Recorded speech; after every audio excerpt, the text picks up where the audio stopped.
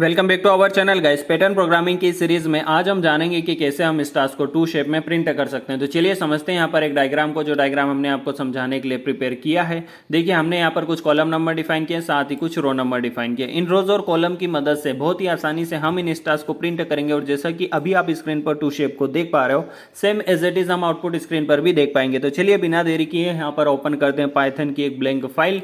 और ये जो डायग्राम हमने आपको समझाने के लिए प्रिपेयर किया है, इस डायग्राम को हम डाउन साइड ओपन कर लेंगे, ताकि जब ऊपर हम यहाँ पर एक ब्लैंक फाइल में कोडिंग करेंगे तो आपको डायग्राम अच्छे से विजिबल होना चाहिए, ताकि आपको प्रॉपर पता रहे कि कौन सा स्टार्स को प्रिंट करने के लिए करंट क्वेश्चन में हमने कौन सी कंडीशन का यूज किया है। अब बात करते हैं इस टू शेप की। देखिए यहाँ पर हमें रोज और कॉलम को प्रिंट करना है। तो जैसा कि आप सभी जानते हैं कि रोज और कॉलम को प्रिंट करने के लिए बेसिकली हम फॉर लूप का यूज करते हैं, क्योंकि फॉर लूप के साथ हम पूरी तरह से कंफर्टेबल हो चुके हैं। फॉर लूप के बारे में हम बहुत सारी बातें पहले ही जान चुके हैं। तो इस क्वेश्चन में भी हम फॉर लूप का ही यूज कर सकते हैं। तो मैं यहाँ पर लिखता हूँ for row in range function. अब आप बोलोगे सर यहाँ पर ये रेंज फंक्शन का यूज क्यों करना है? देखिए बेसिकली यहाँ पर रेंज फंक्शन का काम है आपके फॉर लूप को चलाने का। फॉर एग्जांपल अगर मैं यहाँ पर लिख देता हूँ 100, तो ये क्या करेगा? रेंज फंक्शन आपके फॉर लूप को 100 टाइम्स तक चलने की परमिशन देता है। किसके ऊपर? रोज के ऊपर। लेकिन करंट क्वेश्चन में हमारे पास रोज की इतनी वैल्यू नहीं है, या फिर हम फॉर लूप को 100 टाइम्स तक नहीं चलाना चाहते। तो जो डायग्राम हमारे पास टू शेप का है ना, उसमें हमारी रोज की वैल्यू है 0 to 6, तो हम यहाँ पर 7 मेंशन करना होगा। क्यों? अब देखिए आप ये भी सोच सकते हो कि 0 to 6 है, लेकिन आपने यहाँ पर 7 क्यों मेंशन किया? रेंज फंक्शन है ना जो आपका, वो n-1 वैल्यू तक वेरी करता है। अगर मैं यहाँ पर 7 को मेंशन कर रहा हूँ तो वो 0 to 6 ही वेरी करेगा। तो आई होप कि आपको यहाँ पर रेंज फंक्शन का यूज समझ में आ चुका होगा। सेम काम करते हैं हम कॉलम के लिए। तो मैं यहाँ पर लिख देता हूँ for column in range function. Again अब जो हमारे पास कॉलम की वैल्यू है करंट क्वेश्चन में वो है 0 to 4, तो टोटल होते हैं 5। तो हमारा यहाँ पर रोज और कॉलम का काम पूरी तरह से हो चुका है। अब बात करते हैं कि कहां पर हमें इन स्टार्स को प्रिंट करना है और कहां पर नहीं करना है। देखिए मैं यहाँ पर डायग्राम में माउस से मार्क करता हूँ। ये जो स्टार्स या फिर कुछ रोज और कॉलम नंबर पर स्पेसेस है ना, इन स्पेसेस को भी आपको कहीं ना कहीं प्रोग्राम में डिफाइन करना होगा। तो कहां पर आपको स्टार्स को प्रिंट करना है और कहां पर नहीं करना है, करंट क्वेश्चन में ये दोनों चीजें इंपॉर्टेंट है। तो हमें यहाँ पर ये कंडीशनल वाले काम है ना, ये पाइथन प्रोग्रामिंग में बहुत ही अच्छे से करने के लिए आते हैं। किसकी मदद से? इफ एल्स कंडीशन की मदद से। तो हम यहाँ पर इफ एल्स कंडीशन का यूज करेंगे। इफ कंडीशन के अंदर हम वो सारी कंडीशन मेंशन कर सकते हैं जहां पर हमें इन स्टार्स को प्रिंट करना है, और जहां पर स्टार की जगह पर हमें स्पेस को डिफाइन करना है ना, वो हम काम एल्स कंडीशन में डिफाइन कर सकते हैं।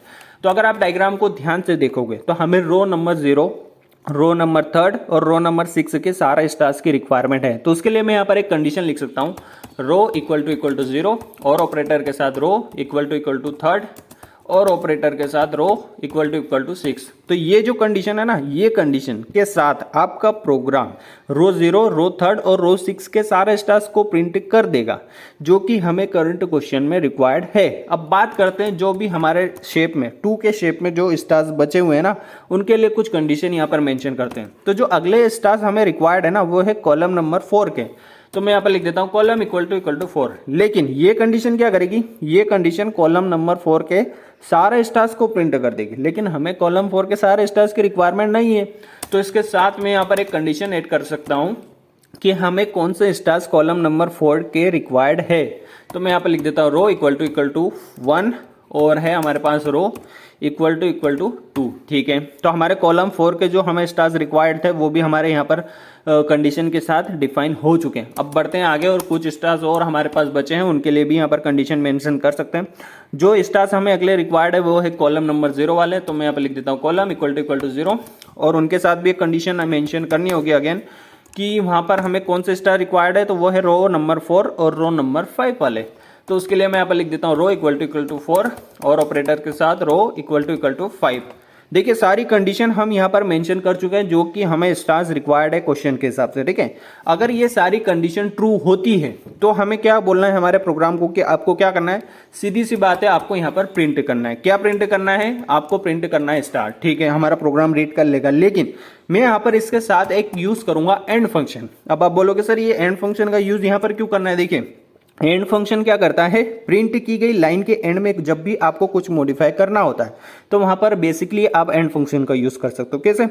मान लो आप चाहते हो कि आप जो भी प्रिंट करो उसकी लाइन के एंड में डबल 2 आए या ट्रिपल 2 आए, ठीक है, तो आप वहां पर एंड फंक्शन लगा सकते हो और एंड फंक्शन में ट्रिपल 2 को मेंशन कर सकते हो। तो एंड फंक्शन क्या करता है? लाइन के एंड में सेम एज इट इज जो भी आप उसके अंदर लिखते हो या फिर मेंशन करते हो वो ऐड कर देता है। तो फिलहाल में करंट क्वेश्चन में हमें ऐसी कुछ ऐड करने की रिक्वायरमेंट नहीं है, लेकिन हम क्या चाहते हैं? देखिए पाइथन जब भी कुछ प्रिंट करता है तो आपके लाइन के एंड में, जो भी आप प्रिंट करते हो ना, तो लाइन के एंड में कुछ स्पेसेस छोड़ दिए जाते हैं या फिर रह जाते हैं। तो उन स्पेसेस को रिमूव करने के लिए हम एंड फंक्शन का यूज करते हैं। तो आई होप कि आपको इस क्वेश्चन में एंड फंक्शन का यूज समझ में आ चुका होगा। देखिए अब हमारी यहाँ पर इफ कंडीशन पूरी तरह से कंप्लीट हो चुकी है, तो बढ़ते हैं आगे और एल्स कंडीशन को कंप्लीट करते हैं। तो अब हमारे पास क्वेश्चन के हिसाब से जो मैटर बचा है ना, वो ये है कि जहां पर स्टार प्रिंट ना हो वहां पर एक स्पेस प्रिंट हो। तो हम ये काम करेंगे एल्स में और यहाँ पर एक प्रिंट स्टेटमेंट लगा देंगे जिसके अंदर हम यूज कर सकते हैं एक एंड फंक्शन, और एक एंड फंक्शन में हम एक स्पेस दे देंगे। जैसा कि मैंने अभी आपसे कहा कि एंड फंक्शन के अंदर आप जो भी देते हो वो same as it is add हो जाता है। तो अगर मैं यहाँ पर एक स्पेस दे रहा हूँ तो ये भी same as it is add हो जाएगा। तो आई होप कि आपको ये सारी कंडीशन समझ में आ चुकी होगी। अब यहाँ पर हम एक सिंपल सा प्रिंट स्टेटमेंट ऐड करेंगे। अब इस प्रिंट स्टेटमेंट का क्या यूज है करंट क्वेश्चन में, ये मैं आपको आउटपुट स्क्रीन पर बताऊंगा। तो फिलहाल में हमारा कोडिंग का काम पूरी तरह से हो चुका है। तो बढ़ते हैं आगे और इस प्रोग्राम को करते हैं run run run run run to the loop. और यह हमारा बहुत ही बढ़िया सी गाइस, जैसा कि हमने आपको एक टेस्ट फाइल में 2 शेप को दिखाया था, सेम एज इट इज आपके आउटपुट स्क्रीन पर भी आ चुका है। हम इस साइज को थोड़ा इंक्रीज करते हैं और यहाँ पर एंड फंक्शन में कुछ स्पेसेस को ऐड करते हैं ताकि ये 2 का शेप थोड़ा इंक्रीज हो और आपको अच्छे से विजिबल हो।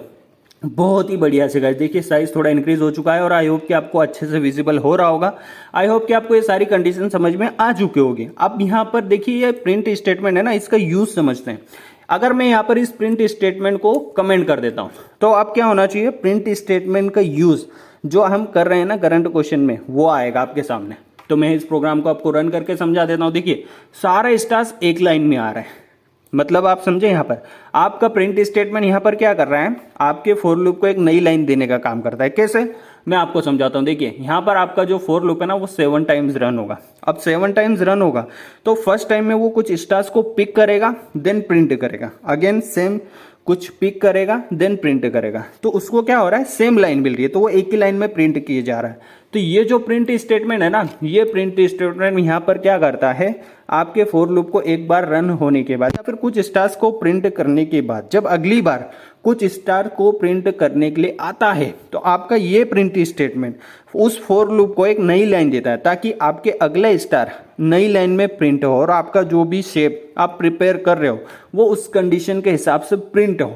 आई होप कि अभी तक आपने इस पैटर्न प्रोग्रामिंग की प्लेलिस्ट को एक्सेस कर लिया होगा। काइंडली गाइस अगर आपने इस प्लेलिस्ट को एक्सेस नहीं किया है तो कर लीजिए। यहाँ पर आपको पैटर्न प्रोग्रामिंग से रिलेटेड बहुत सारे वीडियोस या फिर लेक्चर मिल जाएंगे जिनसे पैटर्न प्रोग्रामिंग से रिलेटेड आपके मन में अगर कोई भी डाउट है तो वो सारे डाउट आप यहाँ से इस प्लेलिस्ट के साथ क्लियर कर सकते हो। तो फिलहाल मैं इस वीडियो में इतना ही। Thank you so much for watching and I will see you in next video guys.